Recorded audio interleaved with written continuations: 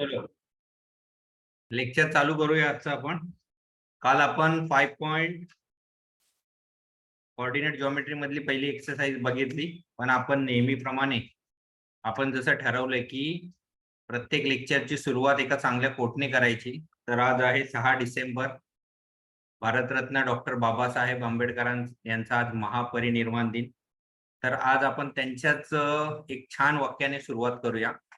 Doctor Ambedkar म्हणतात, जर आकाशातील ग्रह व तारे माझं भविष्य ठरवत असतील तर माझ्या बुद्धीचा आणि मनगटातील जोराचा उपयोग काय. म्हणजे बरेचसे लोक भविष्य बघतात आणि भविष्य वगैरे बघून त्याच्यानुसार ते कामं करतात. आंबेडकर म्हणतात की बाबा, जर तुमचं भविष्य आहे तुम्हीच ठरवू शकता. तुम्हाला या निसर्गाने, देवाने किंवा जेव्हा तुम्ही मानत असाल त्यांनी तुम्हाला बुद्धी दिलेली आहे, तुम्हाला हातपाय दिलेले आहेत, ते वापरा आणि स्वतःचं नशीब घडवा. तर आता आपण सुरुवात करूया एक्सरसाइज 2. तर एक्सरसाइज 2 मध्ये आहे सेक्शन फॉर्म्युला. आता आपण बघणार आहोत त्याच्यामध्ये सेक्शन फॉर्म्युला. पण सेक्शन फॉर्म्युला आहे काय, पहिले आपण ते डिस्कस करूया. What do you mean by section formula? तर suppose one line is given, एक लाईन दिलेली आहे, ओके, आणि त्याचे दोन कोऑर्डिनेट दिले आहेत 2 आणि 3, and this is B, that is suppose 5 आणि 6.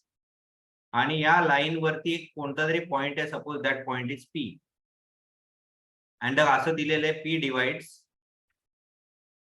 डिवाइड्स लाईन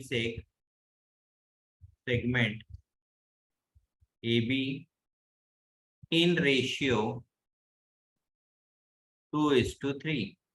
म्हणजे 2:3 या गटामध्ये रेशिओ मध्ये विभागते. म्हणजे हा जो भाग आहे AP, this one is a 2, that is not 2 centimeter, that is a ratio, and this one is a 3. आणि P चे कोऑर्डिनेट्स आपल्याला फाइंड आउट करायचे. P that one is a XY.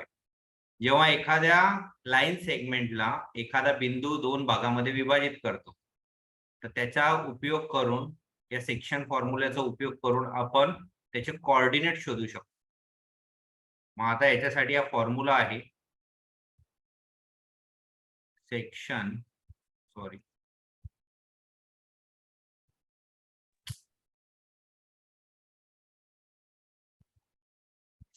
Formula. Section formula आपल्याकडे आहे mx1 plus nx2 upon m plus n. त्याचे दोन वेगवेगळ्या पद्धती कुठल्या पुस्तकामध्ये असं दिलंय तर दुसऱ्यामध्ये वेगळा दिलेला आहे. तर आता x चा फॉर्म्युला घेऊ. x is equal to mx2 plus nx1 upon m plus n, आणि y is equal to my2 plus ny1 upon m plus n. आता तुम्ही बोलाल x1 y1 हा आला कुठून? तर a चे जे कोऑर्डिनेट्स आहेत, a चा पहिला वाला कोऑर्डिनेट x1 आहे आणि दुसरा वाला y1 आहे. ठीक आहे. a चे b आहे x2 y2. p चे कोऑर्डिनेट्स आहेत x आणि y, जो मध्ये पॉइंट असतो तो x आणि y. आणि हा जो रेशिओ आहे ना 2:3, याच्यामधला पहिला असतो m आणि दुसरा असतो n. तर ही व्हॅल्यू याच्यामध्ये टाकायची आणि हा सेक्शन फॉर्म्युला रेडी होईल. ओके, आता फॉर्म्युला कसा झाला समजला. पुढे आपण बघूया mid point formula. Mid point formula same असंच आहे. कॉन्सेप्ट असा आहे की इथे दिलेलं आहे, suppose P bisects A 2, 3 and B 5, 6. आता P ने बायसेक्ट केलं म्हणजे रे दोन इक्वल पार्ट मध्ये डिवाइड केलं. तर A 2, 3, B 5, 6 and the P that one is the midpoint. म्हणजे काय झालं, AP आणि BP इक्वल झाला. तर P चे आहे XY. आता A ची व्हॅल्यू x1 y1, B आहे x2 y2 आणि XY. हा सेक्शन फॉर्म्युला झाल्यानंतर दुसरा येतो mid point formula, mid point formula. Mid point formula काय, x is equal to x1 plus x2 divide by 2 आणि y is equal to y1 plus y2 divide by 2. एकदम सोपा formula,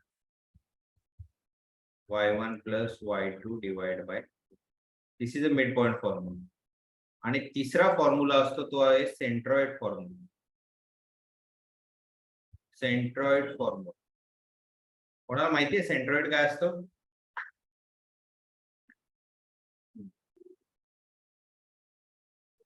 centroid कोणीतरी काहीतरी chat टाकलंय रे.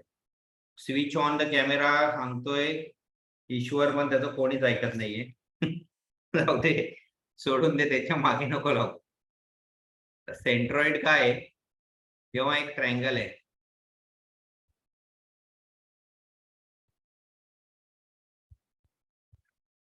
ट्रायंगलच्या 3 मेडियन्स असतात, ए बी सी. आता median म्हणजे नक्की काय? मीडियन म्हणजे एका वर्टेक्स वरनं जी रेषा येते आणि समोरच्या बाजूला दोन इक्वल पार्ट मध्ये डिवाइड करते. मग हा डी झाला, हा बीडी आणि डीसी इक्वल आहे.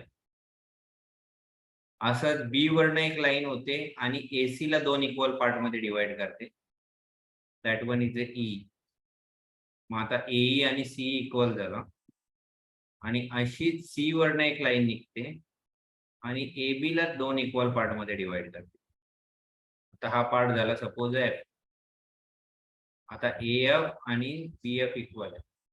तर यांना या तिन्ही लाईन्स ज्या कॉमन पॉइंट मध्ये इंटरसेक्टेड होतात त्याला बोलतात जी, हा मधला बिंदू. And this G is known as centroid.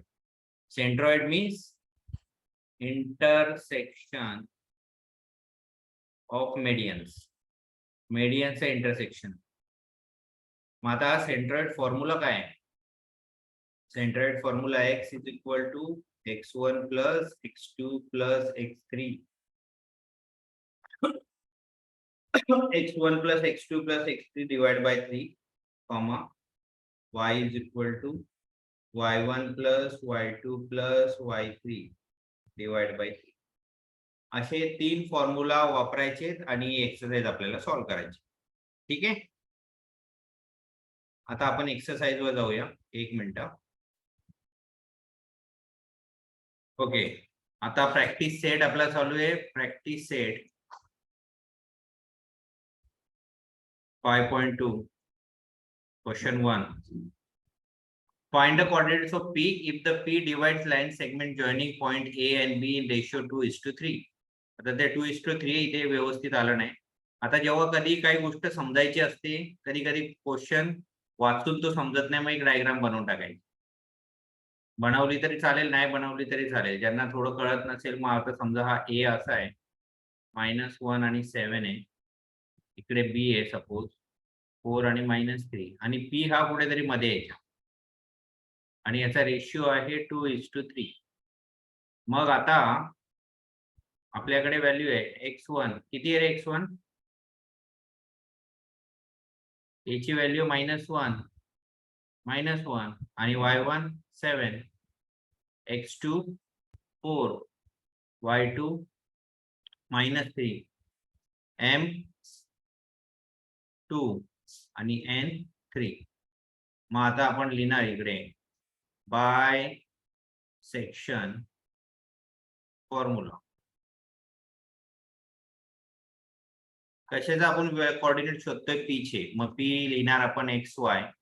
Actually formula असा लिहितात mx2 plus nx1 upon m plus n आणि इकडे कॉमा असतो my2 plus ny1 upon m plus n. आपण पी चे कोऑर्डिनेट शोधतोय. मग आता आपण हे सेपरेट करूया, कन्फ्युजन होतं. x is equal to